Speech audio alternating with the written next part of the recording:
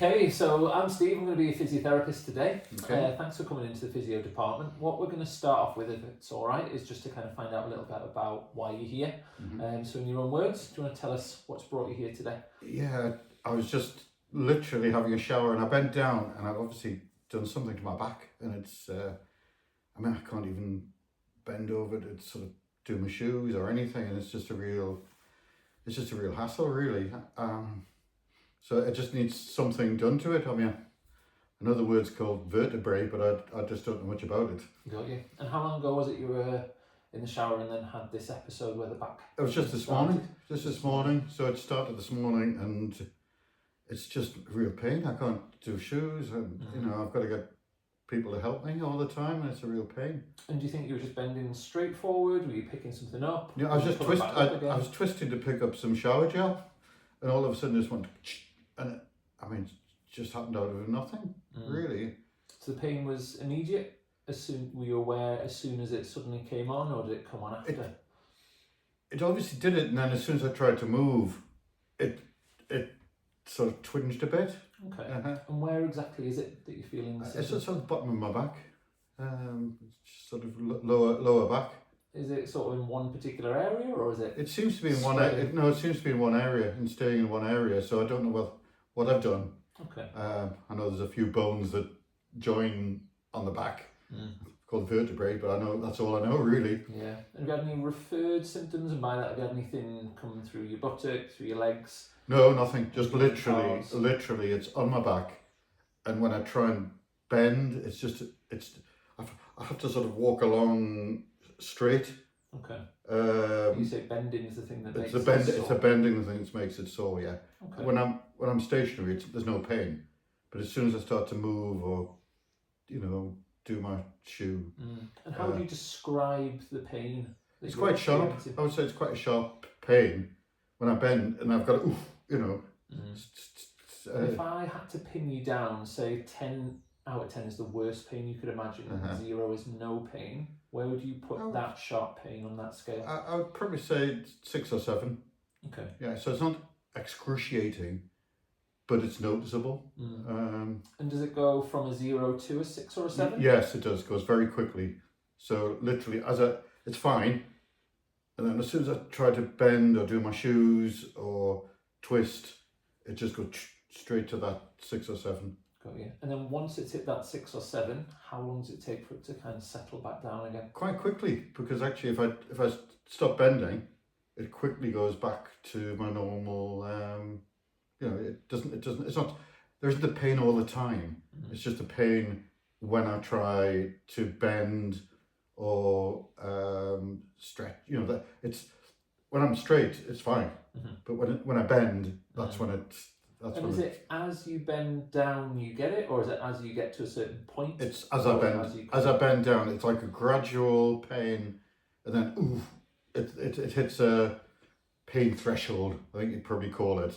Okay. So it's awkward, and then I don't want to go any further because I think, am I doing damage? Which is also what I wanted to ask you is, if it hurts, am I doing more damage? What should I do, really? Yeah, and I think what we'll do is we'll go through the whole assessment, and then what we'll do is have a look at you. Okay. And then we'll come up with a bit of a master plan. Okay. At the end on that, That'll really. be helpful. And just for clarity, I guess, so the pain's pretty localised into your lower back. Yes. It doesn't spread anywhere at all. Yeah. It's nothing in your buttock, nothing in your groin. Absolutely not. There's nothing down your legs at Absolutely all. not. No. And that includes any pins and needles, tingling. Nothing like that. numbness. It's just a sharp pain when I reach a certain point. Okay. No, the rest, I don't get any pins and needles or anything, any side effects. It's just that. And other symptoms, again, that we have to check just to be really safe from our side of things. Any changes in bladder or bowel habits at all? Not at all. No change in frequency? No.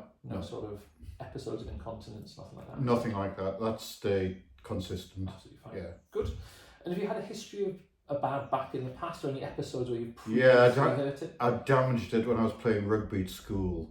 I played, in the 3/4 line, and the ball was passed high to me. I turned to pick it up, and one of the opposition came in with his shoulder, and I was laid out, for quite a while. It must have been muscular, but I couldn't move then. So I've got a general weakness in my back, I'm sure. So I've got to be careful. So I've got to be careful when I'm. So, for example, one of the things I do when I'm getting out of bed, always when I wake up in the morning, I'll roll out of bed and then stand up.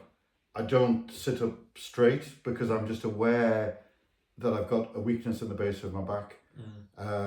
When I'm picking things up, I bend my knees and pick up. So rather than bend over with my back as a sort of hinge, I bend my knees and then lift. So I'm constantly aware that it is a weakness I've got. So you make adaptations, and then with those adaptations, is it fairly well controlled? Yes. Yeah. Yes. It's up. As long as I keep doing that. But again, it's if you forget, like, or an unusual situation, like you're bending over to pick up shower gel, or you bend over to do your shoes up after you've been for a walk. That's that's the other time that it twinged a bit, not as badly, but it did twinge. Just literally tie my shoes, bending down. So it's when you're not concentrating. So in the mornings when I'm getting up, I'm sort of aware, actually, I've been in the same position all night. Ooh, I better roll out of bed. So I do that most days, actually. So almost subconsciously, so that it doesn't put pressure on my back. Yeah. And have you taken anything at all since this flare-up? Have you had any painkillers or anti-inflammatories? I don't. Have you even approached any other? No, I mean, I know some people say you should take ibuprofen or whatever for that, but I thought I'd come and talk to you first. Okay. And then get some advice rather than self-medicate, because I'm just not sure what it is. Absolutely. And is there anything else in your general health that we should be aware of? Either things that you're currently managing or anything that's happened in the past? I take steroids. I have things called ocular myasthenia gravis, which is a muscular autoimmune effect. But that's controlled really well. I just take 10 milligrams of steroid. And you under anyone for that? Yes, I've got a consultant, but it's over 10 years now, and he seems very happy that it stayed ocular. That, I mean, it's pretty serious if it goes elsewhere, but it's just stayed in the eye. Yeah. And if I don't take steroids, I get double vision.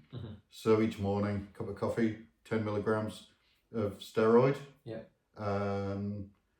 Anything else general health-wise, or anything else you taking medications or tablets or anything for? No, I'm generally in good health. I try and eat sensibly and healthily and take regular exercise. Good. And just to check, any issues you've ever had with your thyroid, anything with your heart? No. Anything with epilepsy, asthma? None of those. None of that? Diabetes? No. Any family history of anything that we need to be aware of? I mean, my daughter's type 1 diabetic, but I've never, never had type 1 or type 2 diabetes or any of those other things you mentioned. I've stayed quite healthy, really. Good. Okay. And anything in your parents, grandparents at all that we should be aware of? Nothing other than old age, really. I mean, just as both my parents were sort of 90, had a pretty good ending. Yes, if you get to 70 years and 10, which I am, but they were an extra 20 years. So no, they're quite healthy, and as I say, quite a healthy lifestyle. I've been very lucky. I can eat healthily and choose that way. And just give us a little bit of a flavour in terms of your day-to-day life. What do you generally get up to? What do you have in your... Okay, I'm aware that there's a number of things that make a healthy lifestyle. Obviously diet, socialising, learning a new skill every day. I think that's important to actually keep you mentally alert. So I play a musical instrument, the mandolin, and that keeps me alert. I go walking at least 8 miles or 9 miles a week. And do you get any issues with your back during any of that? No, it's been absolutely fine. Once it's clear, it's fine. But again, I'm well aware not to twist, or if I'm going over a style, I'm quite careful not to twist the base of my back because I know it's a weakness. So I'm sort of semi-conscious of that all the time. Okay, grand. So that's a nice little insight into you. Is there anything else, any concerns, anything that I know you mentioned you're sort of aware of some vertebrae and you've kind of passed the emphasis on to us, which is great. Yeah. But is there anything that you think is going on in there, anything that you're really concerned about?